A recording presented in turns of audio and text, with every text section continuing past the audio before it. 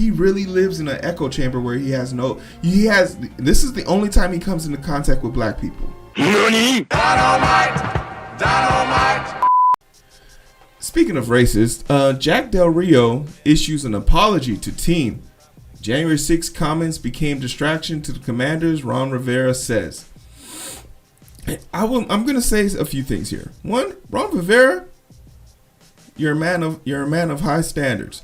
He also fined Jack Del Rio, but let's get into it. Commanders coach Ron Rivera said issues with defensive coordinator Jack Del Rio. Comments surrounding the January 6th insurrection at the U.S. Capitol wasn't about his right for free speech, but about but how his comments affect the team. Damn. This is about the impact on the team and the distraction it became, Rivera said in a Tuesday morning press conference. Rivera fined Del Rio $100,000 for his comments, which included Del Rio calling the incident a dust-up.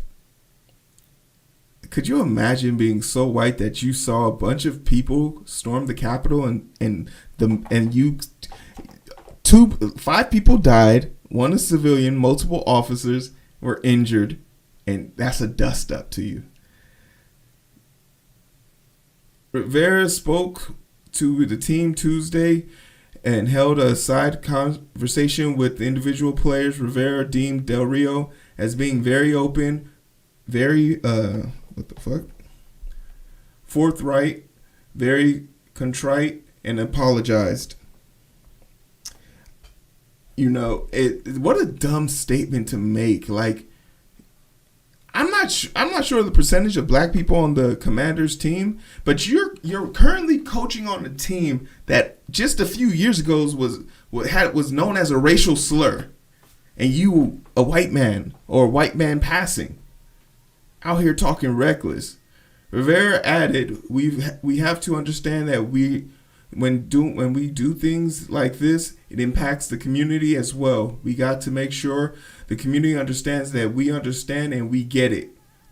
That is important. So this is really about taking accountability and holding ourselves accountable." Hey, shout out to Ron Rivera. That's all you can ask for. But it's crazy because the full statement of his comments was in line with something along the lines that the Black Lives Matter protest. What were the difference between the Black Lives Matter protest and the January 6th thing? And this is something that a lot of white Republican racist talking points were made back in 2021. That was such a 2021 talking point. So to hear it now today is like, man, he really lives in an echo chamber where this is the only time he comes into contact with black people.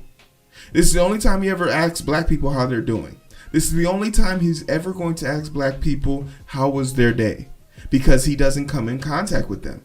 And this is a prime example how your proximity to black people does not give you an insight to black people's lives.